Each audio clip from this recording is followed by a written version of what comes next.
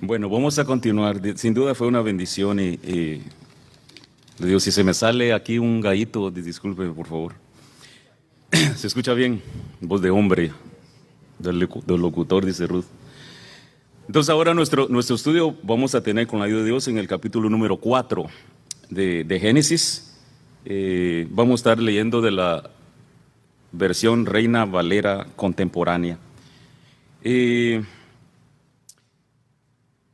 Pasemos a la próxima, por favor. A la próxima, gracias. Bueno, se recuerda en el capítulo anterior, Adán y Eva son expulsados del Edén, del jardín del Edén, de ese jardín hermoso, de esa presencia perfecta que ellos tenían. Ahora les toca vivir afuera del Edén. Entonces esta es la vida después del Edén. Quise titular a esta enseñanza, vida después del Edén. Posiblemente la vida que tuvieron después Adán y Eva, una vez que fueron expulsados del Edén, no fue una vida fácil. Llegaron a una tierra posiblemente hostil, posiblemente salvaje, posiblemente mala, porque la tierra había sido también castigada, la tierra había sido también maldecida, y habían salido de ese lugar perfecto donde todo era paz, donde todo era tranquilidad, donde aún el clima era perfecto. Ahora Adán y Eva iban a vivir en un ambiente diferente, totalmente diferente a lo que les ofrecía el jardín del Edén. Posiblemente con desilusiones más que ilusiones. La incógnita, ¿qué va a pasar ahora? ¿Qué viene ahora después de esto? ¿Qué hay después de esta vida? ¿Cuál es la vida que nos espera? En su mente, ellos no sabían el alcance que el pecado iba a traer a la humanidad, el error que ellos cometieron al haber desobedecido a Dios. Posiblemente ellos no se imaginaron que Eva va a ser la mamá de la humanidad y que Adán iba a ser el padre de la humanidad, porque son de ahí venimos todos. Pero en su mente posiblemente ellos no pensaron lo grande, la magnitud del pecado, del error que habían cometido, todo el efecto, todo lo que vendría. Y eso es lo que estamos viviendo hoy día, lo que sucedió allá en el huerto del Edén. Muchas veces nosotros no estamos conscientes de los errores que cometemos y de las consecuencias que va a traer el pecado, que van a traer los vicios, que van a traer esas cosas que el humano hace o que hacemos, que no van de acorde con los propósitos, con el plan de Dios, que no van de acuerdo con la palabra de Dios. Y muchas veces no pensamos en el momento en las consecuencias que van a venir. Pero el pecado afecta, el pecado afecta a todos. Si es en la familia, si papá peca, va a ser afectada la esposa, van a ser afectados los hijos, y es una cadena. Si mamá, quien sea, todo el mundo va a ser afectado. Pero cuando estamos en ese momento no nos damos cuenta, no reflexionamos y no pensamos en las consecuencias que van a venir después. Se dice por ahí que si en un canasto de fruta hay una fruta que se está arruinando, esta fruta va a arruinar el resto del canasto. Pero regreso a esto, ellos no tuvieron en su mente claro las consecuencias que esto traería de haber desobedecido a Dios. Una de las cosas que me llama la atención, no lo dice la Biblia, no lo he escuchado. Una de las cosas que me llama mucho la atención es que cuando ellos salieron del Edén como pareja, se mantuvieron juntos. Y quisiera aquí hacer un paréntesis aquí, para hablar un poquito de la familia, para hablar un poquito del matrimonio. Dijeron ellos, Adán, o dijo Eva, Adán, o Eva dijo Eva, ¿sabes qué?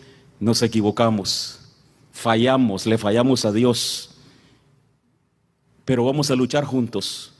Vamos a mantenernos juntos.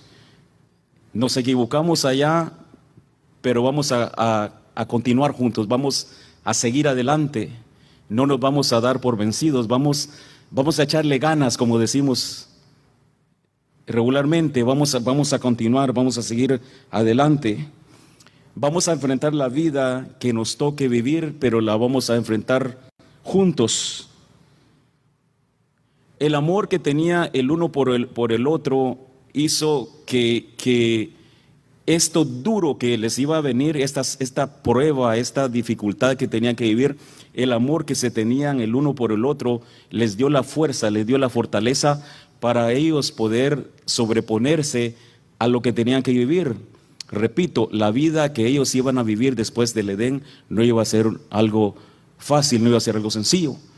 Y viene a mi mente cuántas veces como matrimonios, como parejas, como familias pasamos por dificultades, y la dificultad tal vez es difícil, tal vez es dura, pero cuando la pareja, cuando los esposos deciden, aún en la situación difícil, aún en el problema, vamos a mantenernos juntos, Dios respalda esa buena intención.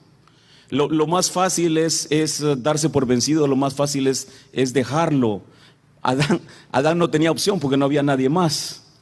Eva no tenía opción porque no había nadie más, pero aún así, bien pudieron haberse separado, y si ellos se separan, usted y yo no estuviéramos acá. No sé qué hubiera hecho Dios para que la tierra se multiplicara. Algo tenía que haber hecho, pero ellos decidieron mantenerse juntos. Entonces, repito eso, la pareja, el hogar, el matrimonio, en las pruebas, en las dificultades, en la tribulación, deben permanecer juntos, aunque pareciera que la situación está difícil. La vida de ellos no fue fácil, no fue fácil. El ambiente no fue fácil, era un ambiente hostil.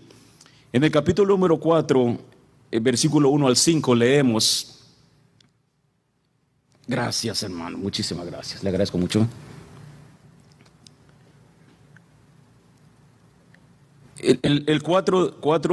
Capítulo 4, versículo 1 al 5 dice: aquí ya nacen los hijos de Adán y Eva.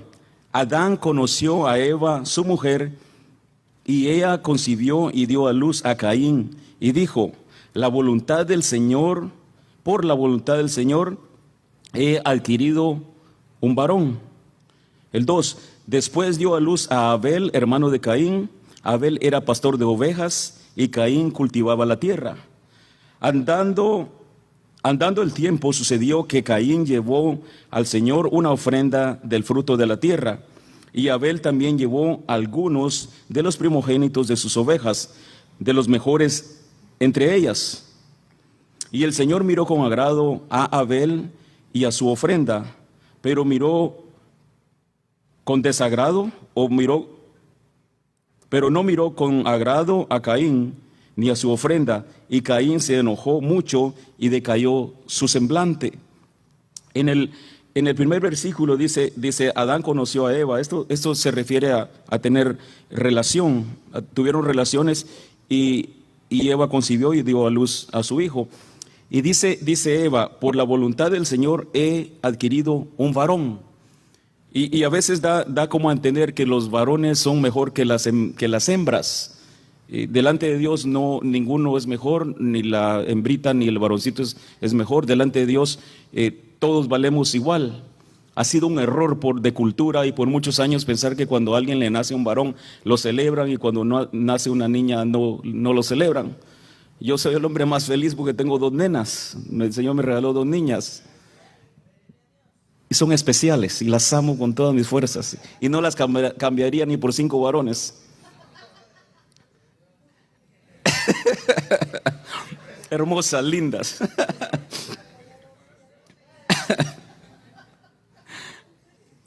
Pero no, delante de Dios todos somos iguales. Pero otra cosa que pasó por la mente de Eva, que lo miramos en el capítulo 3 y en el versículo número 15, fue cuando Dios maldijo a la serpiente y le dijo: de tu simiente va a nacer quien te va, estoy parafraseando, quien te va a aplastar la cabeza, quien va a poner tu pie en tu cabeza y tú le vas a morder el calcañal. Esa era la promesa de Jesucristo, la promesa del Mesías. Entonces, en la mente de Eva, ella pensó que había nacido quien iba a poner a la serpiente, a Satanás, en su lugar. Pero no, la promesa era para cumplirse en la persona de nuestro Señor Jesucristo. Él es el que vino para apachurrar a la serpiente, a Satanás, ¿verdad? Entonces ella pensó que ya me nació varón y ya la hicimos. No, todavía faltaba mucho tiempo para que viniera Jesucristo, para que viniera Dios encarnado en la persona de Jesucristo. Con respecto a la instrucción de los padres, ya tenían 2 niños. Pasó un tiempo entre el nacimiento de Caín y entre el nacimiento de Adán, pero no dice de Caín y Abel, perdón. Pasó un tiempo, pero no dice la Biblia cuánto tiempo pasó. Después de la salida del Edén, Adán y Eva tuvieron hijos. Los primeros fueron Caín y Abel, y después tuvieron muchos más. Y aquí estamos nosotros también, que venimos después de ellos. Pero después tuvieron muchos más hijos. Una de las tareas que Dios le dio a Abel y a Eva, a Adán y a Eva, después voy con la tarea a Abel. La tarea que Dios le dio a Adán y a Eva era de multiplicarse, de llenar la tierra. Entonces tuvieron muchos hijos después. Ambos niños crecieron y se convirtieron en hombres, pasaron de niñez a joven y adulto, como cualquiera de nosotros. Los muchachos crecieron. Ellos tenían conocimiento de Dios, ellos sabían de Dios, porque sus padres los habían instruido. Había todavía, a pesar de que ellos le habían fallado a Dios, a pesar de que habían pecado, había una relación entre Dios y Abel y Adán, entre Caín y los hijos de Abel, los hijos de Adán. Había una relación especial entre los hijos de Abel. No, Abel no tuvo hijos. Ayúdeme. Adán y Eva. Había una relación entre ellos, entre Dios y ellos. Pero de alguna manera les habían enseñado a sus hijos a conocer de Dios, a saber de Dios. Los padres somos responsables de instruir a nuestros hijos en el camino del Señor, en el conocimiento de Dios.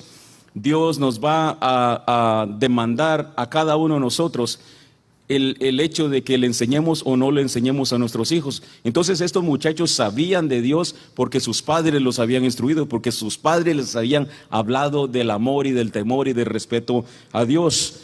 Nosotros tenemos ese mismo trabajo que ellos tuvieron. Es importante, mis amados, si ustedes saben esto, dar ejemplo a nuestros hijos.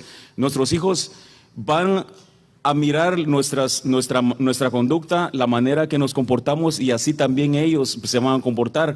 Nuestros hijos muchas veces reflejan el comportamiento de la pareja, el comportamiento de la familia. Ellos son el reflejo del amor, ellos son el reflejo de los padres. Los hijos miran a los padres para ser guiados, para ser instruidos. Los hijos no van a ir a otro lugar más que a papá y a mamá para ser instruidos. Llegan a una edad, llegan a una etapa donde ellos ya son maduros, pero cuando están pequeños, cuando son infantes, cuando son niños, ellos necesitan el consejo, ellos necesitan la guía de los papás. Ellos necesitan el consejo, ver que papá está para ellos, ver que mamá está para ellos también. Por la instrucción de los padres, ellos sabían que debían obedecer a Dios. Y aquí es donde viene la ofrenda que ellos trajeron. Nadie le dijo a los niños, nadie le dijo a los jóvenes, nadie le dijo a ellos que deberían de traer una ofrenda. La Biblia no dice que Dios les pidió que trajeran ofrenda, pero por la relación que ellos tenían con Dios, ellos sabían que tenían que traer una ofrenda para Dios. Entonces Caín y Abel trajeron una ofrenda para Dios. La de Abel, dice la Biblia, fue acepta, la de Caín no lo fue. Hay un par de puntos de vista acá, y algunas personas dicen que Dios estaba pidiendo, que Dios estaba demandando que la ofrenda que ambos deberían de traer debería ser un animalito, debe ser un sacrificio, porque el pecado, Dios iba a demandar que por la paga del pecado debía haber sangre, debía haber un sacrificio. Pero en ese tiempo todavía no estaba establecida la ley, no había establecido esto de que tenía que morir un animalito para pagar por los pecados de alguien. Eso vino después con el sacerdocio, después se llevó a cabo esto, pero en ese tiempo no. De alguna manera, Abel supo en su corazón de que él debería de traer de lo mejor de su ganado, de lo mejor de los animales que él tenía. Y esa fue la ofrenda que aceptó nuestro Señor. Ahora, Caín trajo algo de los frutos. Él trabajaba el campo y trajo algo de las verduras o de los frutos, pero no lo hizo con la misma actitud que Abel lo había hecho. Entonces, no está en la cantidad que uno, o en la ofrenda que uno pueda traer al Señor, no está en la cantidad que uno traiga, sino que está en la disposición, está en la voluntad del corazón y en la disposición con que uno lo traiga. En la Biblia se habla de una mujer, no tengo la cita, pero se habla de una mujer viuda que trajo unas monedas, un par de monedas a la ofrenda. En ese tiempo se usaban recipientes que hacían ruido cuando la ofrenda caía. Entonces los fariseos, los religiosos, cuando caían las monedas, ellos sabían de qué tamaño era la moneda, qué valor tenía, dependiendo del ruido que hacía.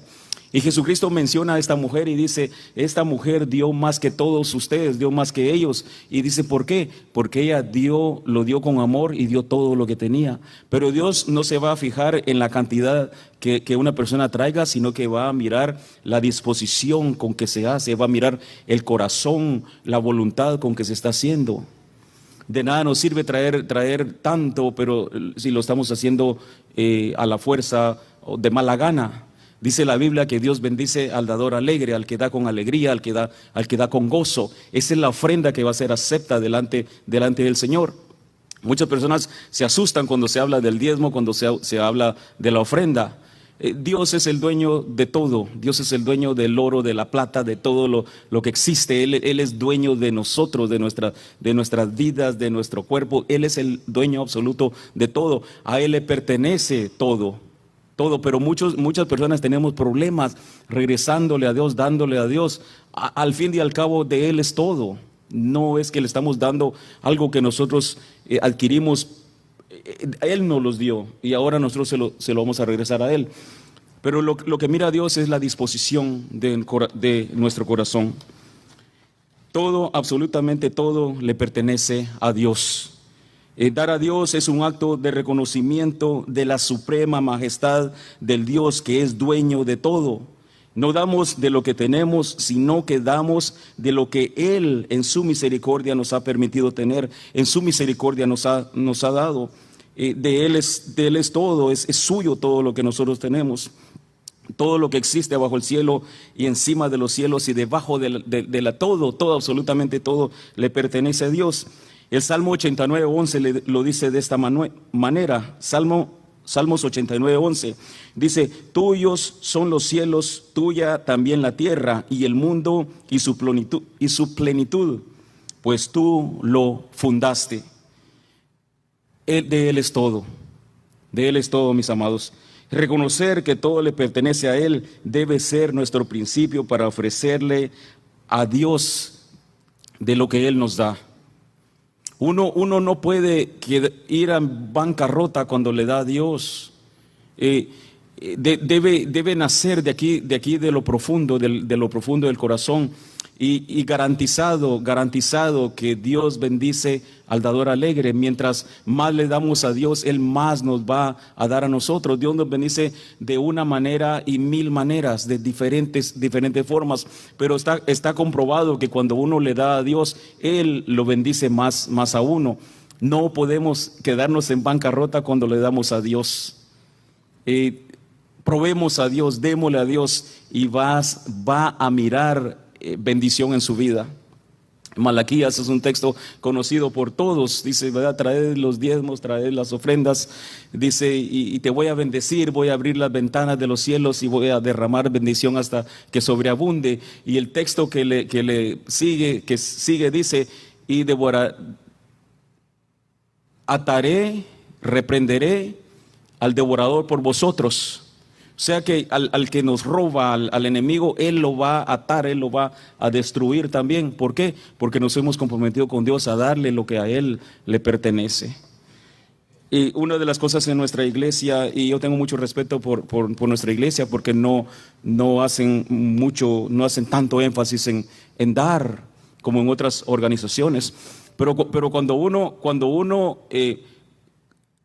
no se enseña el dar, mira, a ver si no quiero que me malinterpreten esto, pero cuando uno como pastor no enseña a la iglesia a dar, el pastor le está robando a la congregación la oportunidad de ser bendecido.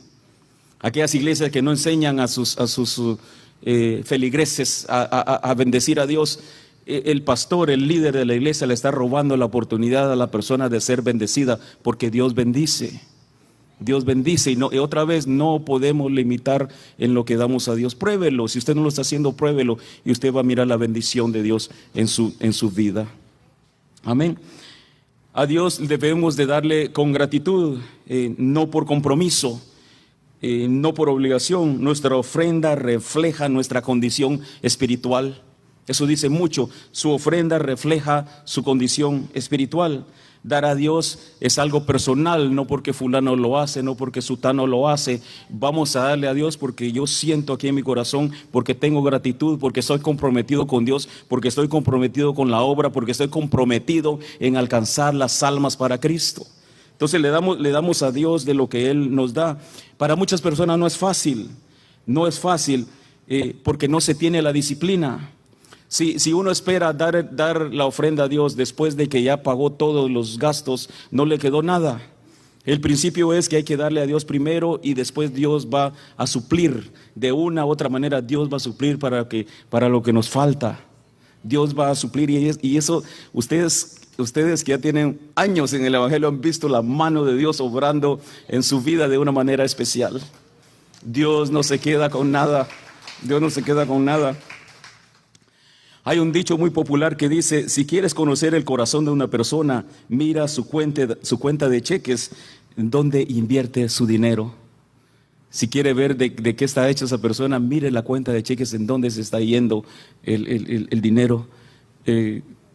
Démosle a Dios, mis amados. Segunda Samuel 24 dice: pero el rey David respondió: no voy a ofrecer al Señor mi Dios holocausto que no me cueste nada. Entonces, cuando uno no tiene una disciplina de darle al Señor, va a doler, va a costar, pero pruébelo. Puedo contar mi experiencia. ¿Me das permiso?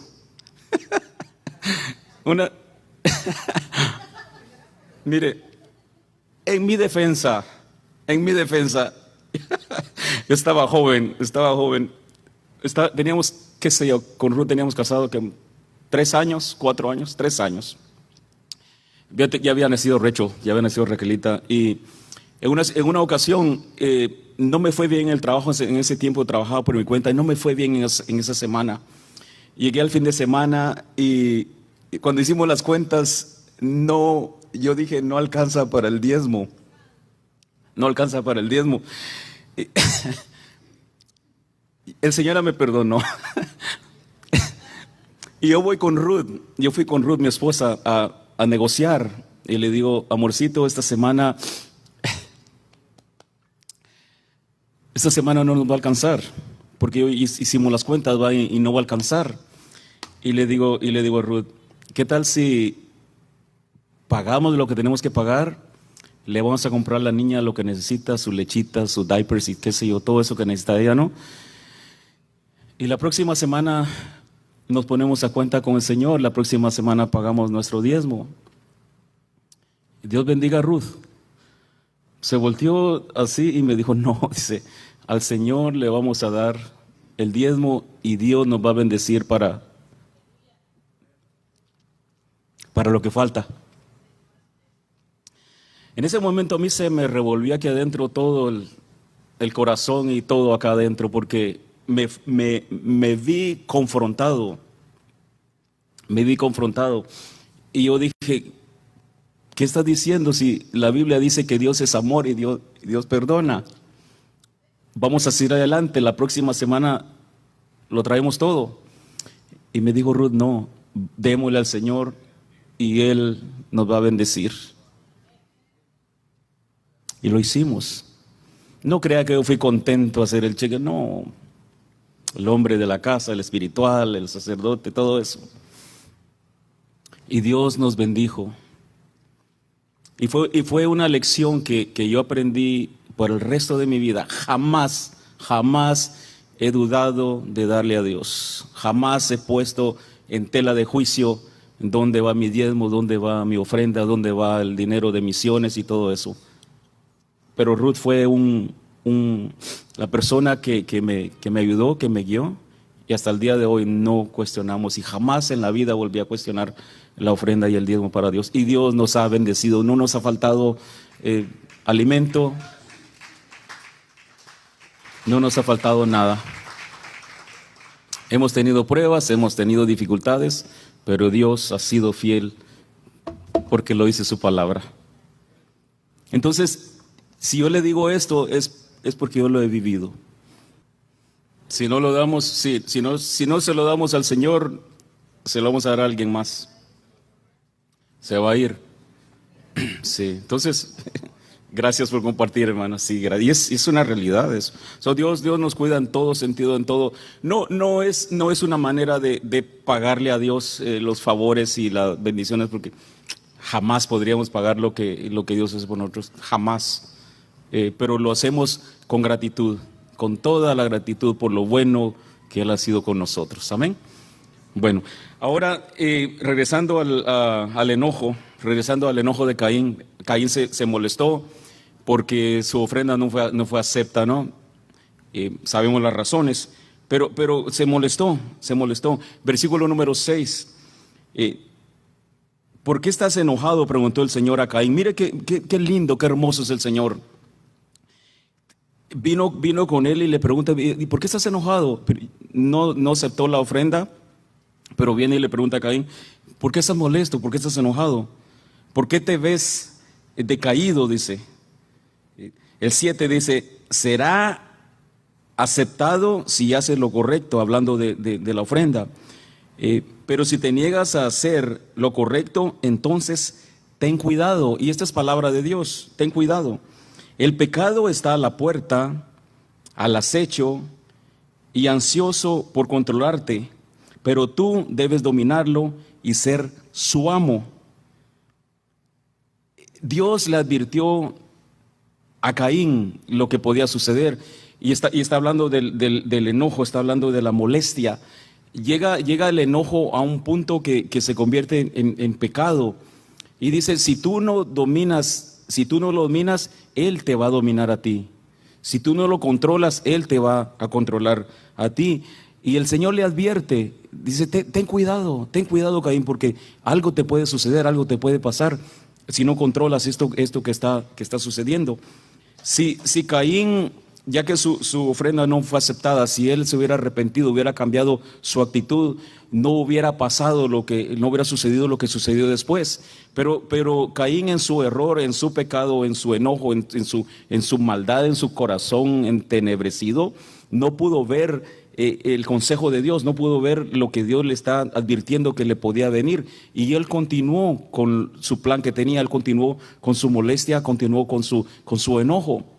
Hay encuestas que dicen esto, que la persona que mantiene enojo en su corazón, ese enojo va creciendo más y más hasta convertirse en raíz, hasta convertirse en algo más fuerte, que es más difícil de arrancar. Entonces, si el enojo nos domina, vamos a ser víctimas, vamos a caer en su trampa, y es exactamente lo que el Señor le está diciendo a Caín.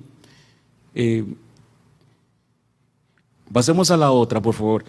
El enojo de Caín, dice, recordemos que Caín nació en una naturaleza pecaminosa, heredada de su padre Adán. Ahora están fuera del Edén, están fuera del jardín, y ya pecaron, sus padres pecaron, y ahora él ha heredado una naturaleza pecaminosa. Ya no es el niño con la mente, en este caso ya creció. Su mente ya no está limpia, el corazón ya no está limpio. ¿Por qué? Porque ha heredado una naturaleza pecaminosa. Esa misma naturaleza pecaminosa que que se dio allá en el Edén fue transmitida a toda la humanidad, a todos nosotros. Recibimos esa herencia de parte de Adán y de parte de Eva. Hablemos un poquito del enojo. El enojo. ¿Qué es el enojo? El enojo es un sentimiento muy peculiar, no es nada agradable e inclusive frustrante, en el que una persona se siente decepcionado y abusado por la acción de otra persona a la que considera ofensiva e injusta. Generalmente el enojo nos hace ver con mala cara a otra persona o alguna situación en específico que nos haya causado algún daño o que consideremos como negativa. El enojo se manifiesta de dos maneras, de dos formas, externa e internamente. El enojo interno tiene que ver con los hechos que pasan alrededor de nosotros, aquellos momentos en los que discutimos con alguien o somos víctimas de algún malentendido, entre otros. Ahora, cuando el enojo es interno, la persona tiende a tener problemas personales, situaciones pasadas que perturban su mente y lo martirizan. Algún trauma o traumas que aún no ha podido superar y que le están causando un daño terrible en su estabilidad emocional. Entonces, el enojo va a hacer que cambie nuestra manera de pensar, nuestra manera de ser. Vamos a tener resentimiento con personas porque sentimos que somos afectados por alguien. Pero el enojo va a crecer si lo dejamos que se quede en nuestro corazón. El enojo va a crecer y de ahí va a pasar a convertirse en ira. Entonces, un enojo, una rabieta de esas que nos agarra de vez en cuando, casi todos los días, puede convertirse en algo más fuerte. Y como le dijo el Señor a Caín, si dejas que te domine, se va a apoderar de ti, te va a dominar, te va a llevar de mascota. En vez de tú llevarlo a él te va a llevar a ti de mascota, atrapado por el enojo. Ahora, ¿qué es la ira? ¿Qué es la ira? La ira es la combinación de una serie de sentimientos negativos y oscuros que pueden llevar a una persona a actuar violentamente en contra de otra o hacia alguna situación. Ahí ya entra la violencia. La ira está entre los 7 pecados capitales. Significa un acto amenazante que puede conllevar a la pérdida del control o del autocontrol, y por ende la persona puede autoflagelarse hasta suicidarse en un momento de ira. Asimismo puede ocurrir en contra de los demás. Llevan a una persona a asesinar a otra al sentir este sentimiento tan perturbador. La ira va aumentando gradualmente, es decir, puede manifestarse como una rabia o disgusto temporal hasta llegar al punto de convertirse en un sentimiento que acumula mucho rencor y odio. Entonces, cuando la persona se deja llevar por la ira, puede hasta, en este caso, matar a alguien, hacerle daño a alguien. Las cárceles están llenas de gente que ataques de ira, ¿no? Entonces, no nos debemos dejar llevar por la ira. La persona que cae en este sentimiento, que la ira se apodera de él, pierden el control, no están en sí, no razonan, no pueden pensar con claridad. Cuando corregían a los niños allá en nuestros países, los padres nos agarraban, ¿verdad? A los chamaquitos, se les olvidaba que es un niño y le pegaban, pero no estaban aquí, no estaban conscientes, se les olvida lo que estaban haciendo. Es peligroso caer en un arranque de ira porque la persona pierde el control. Los asesinatos, todos esos daños que uno escucha en la calle son arranques de ira. Las personas en el trabajo, cuando mira a alguien que está molesto, que está enojado, ni se meta con ella, no trate de arreglar una situación que ni siquiera nos incumbe a nosotros muchas veces. Cuando va alguien manejando en el freeway y se le mete, déjelo que se vaya. Déjelo que lo pase, que se vaya, tomos allá adelante, o lo espera la patrulla o está la luz. Pero no entremos en ese conflicto, en ese pleito de que quererle ganar a la persona, porque no vamos a ganar. Muchas de las personas están poseídas, no son ellas mismas, y la persona que mete en pleito con ellos va a resultar siendo víctima de estas personas. Entonces, cuidemos la ira en el hogar. Fíjese dónde llevó el enojo a Caín, a Abel. A Caín, ¿a dónde lo llevó? A matar a su hermano. En un momento de ira, en un momento de disgusto, ese enojo se quedó con él y llegó y mató a su propio hermano. Cuando estamos en casa y nos toma esos momentos de enojo o de ira, lo que sea, a la persona que vamos a herir es la que está cerca de nosotros. Dígase la esposa, dígase los hijos, los que están cerca de nosotros. No vamos a ir allá con el vecino o con alguien más, no. Los que van a sufrir son las personas que están cerca de nosotros. No tenemos con quién explotar y la agarramos con la persona que más amamos, con la persona que más queremos, en este caso la esposa o el esposo, o quien esté, los hijos, quien esté con usted. Entonces, cuando vengan esos momentos de enojo, de ira, póngalos en la mano del Señor. La gente que pierde los estribos, el enemigo es el que se apodera, los demonios y cuanto espíritu malo hay ahí son los que se apoderan de la mente de las personas y resultan siendo víctimas o victimarios, porque dejaron que el enojo, que la molestia se llegue hasta la cabeza. Tengamos cuidado, si usted es de las personas que tiene sus arranques de enojo, tenga cuidado.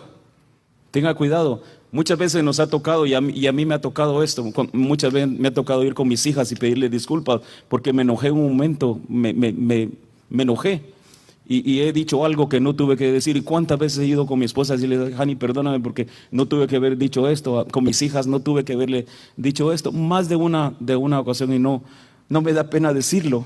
Pero Dios ha tomado el control y Dios ha tenido misericordia. Muchos de nosotros somos traicionados por el carácter que nos traiciona de ahí de vez en cuando. Sujetémoslo al poder del Espíritu Santo y pidámosle a Dios que nos ayude si esa es nuestra debilidad, si ese es nuestro problema, porque Dios nos puede ayudar en cualquier debilidad que tengamos, y si el carácter es uno de ellos, Dios lo puede moldear. Dios lo puede moldear, con su ayuda lo podemos hacer.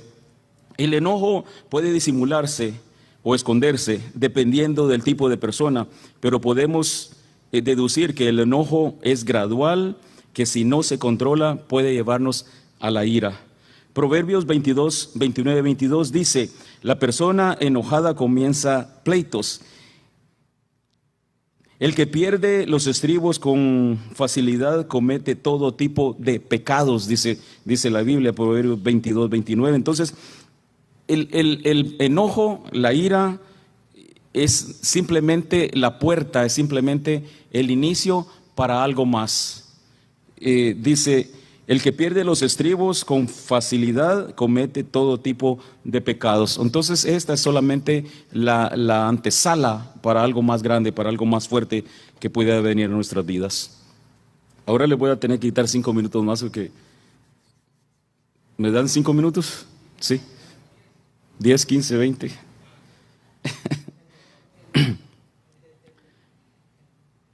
El enojo puerta para otros males. Versículo número 8. Cierto día dijo Caín a su hermano, salgamos al campo. Mientras estaban en el campo, Caín atacó a su hermano Abel y lo mató. ¿Y qué necesidad había de esto? ¿Qué necesidad? Solamente porque está enojado, porque está molesto, porque su ofrenda no fue recibida, porque su ofrenda no está... ¿Qué culpa tiene la otra persona? ¿Qué culpa tenía su hermano? A pesar de la enseñanza que Dios le daba a Caín, no rectificó la molestia que sentía en su corazón y permitió que la ira y los celos dominaran por completo su corazón, llevándolo de esta forma a matar a su propio hermano Abel.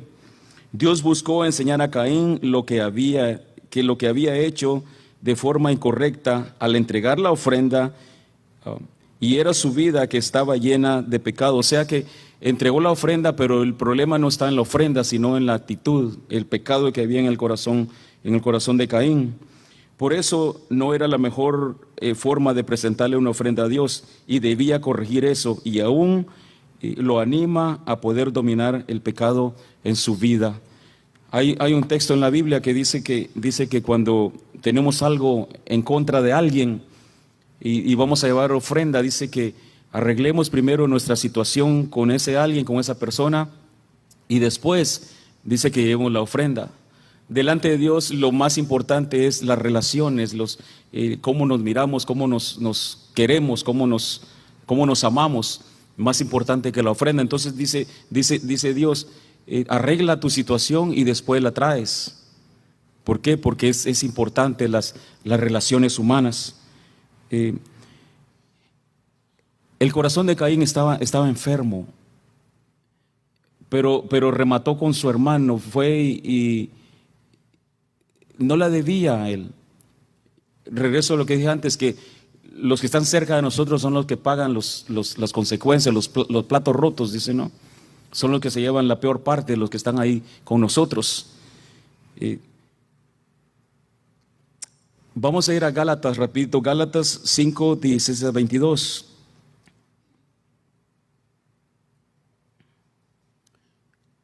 Gálatas 5, 16 a 22. Dice, por eso les digo, dejen que el Espíritu Santo los guíe en la vida.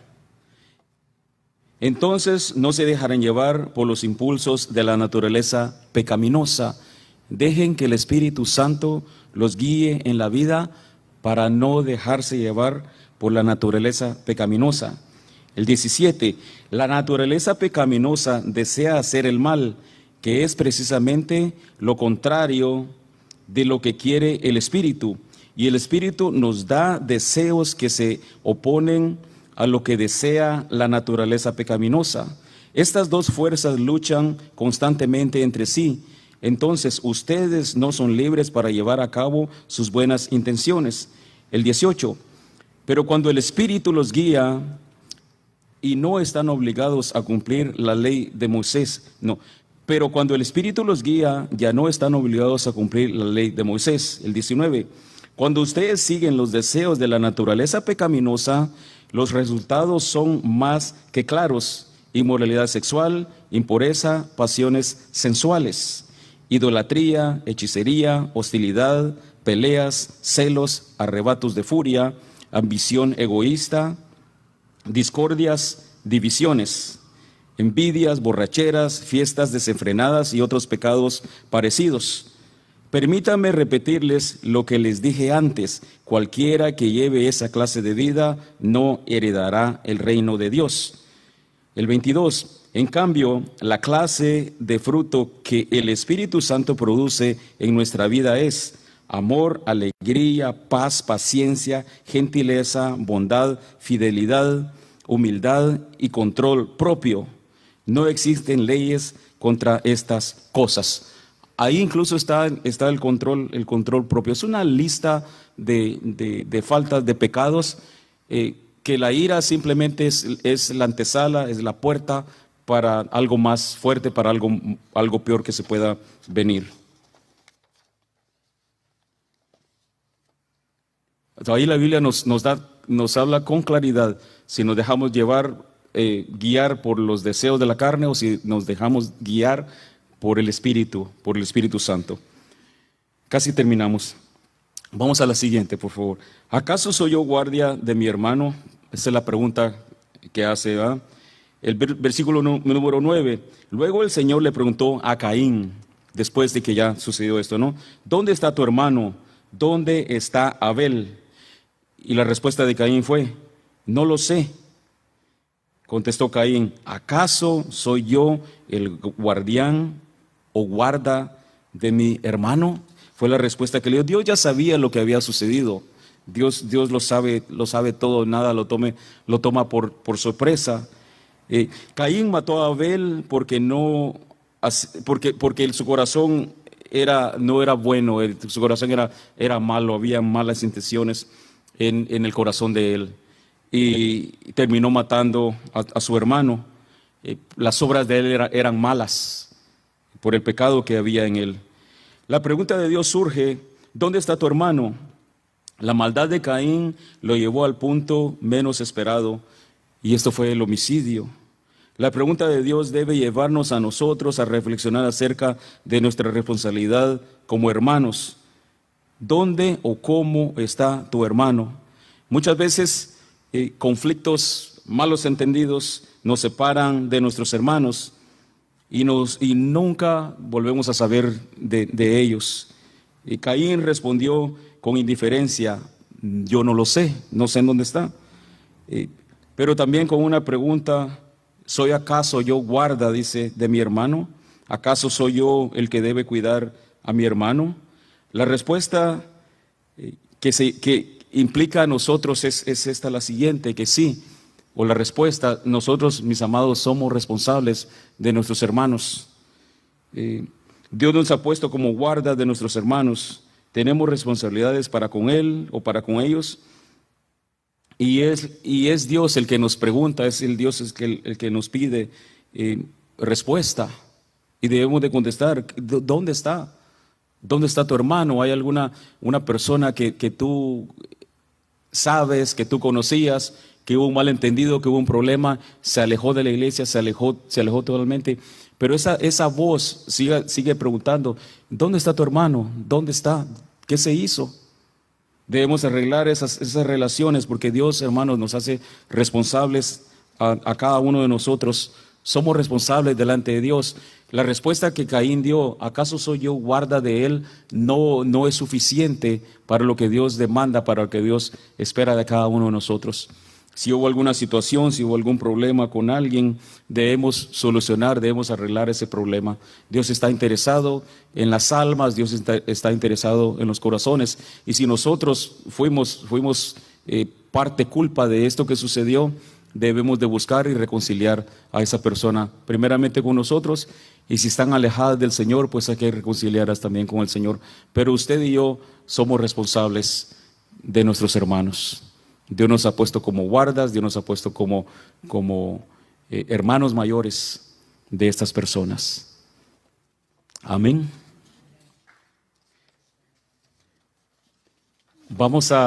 Se acabó el tiempo. Vamos a continuar la próxima semana. Nos queda un poco más del capítulo 4. Continuamos la próxima semana. Si quiere poner de pie y darse un estironcito así como... Qué rico, ¿eh?